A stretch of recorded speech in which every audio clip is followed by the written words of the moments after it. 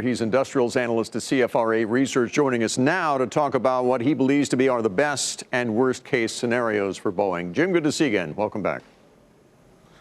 Thanks, Bill. Let's start with the best case scenario. What do you think it is?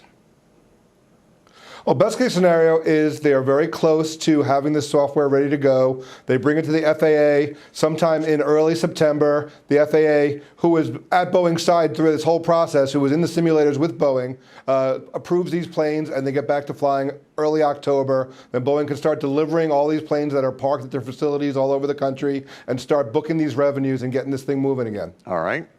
Worst case scenario, how bad could it be?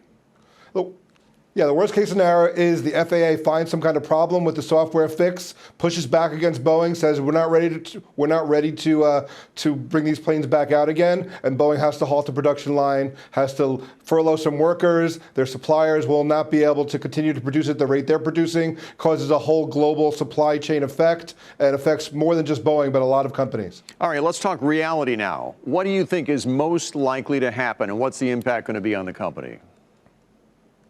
Yeah, I think Boeing was very careful not to announce a timeline for the return of the plane until they felt it was ready. Last week they said they felt it was going to be Q4. Today they said they felt it was going to be early Q4. So I think that they're fairly confident that they have the right fix in place. They've been testing it now for quite some time. And I think it's the most likely scenario is that before the end of 2019, that plane is flying in the air again. Even though some regulators here and abroad have said quietly that they don't think it flies until next year sometime.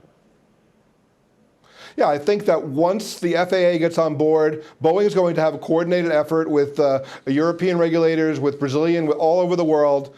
Once the plane is deemed to be safe, I think that there will be a push out to get everyone on board, and I think that they will be able to do so. All right. Jim Corridore with CFRA Research. Again, thanks for joining us tonight, Jim. Thank you, Bill.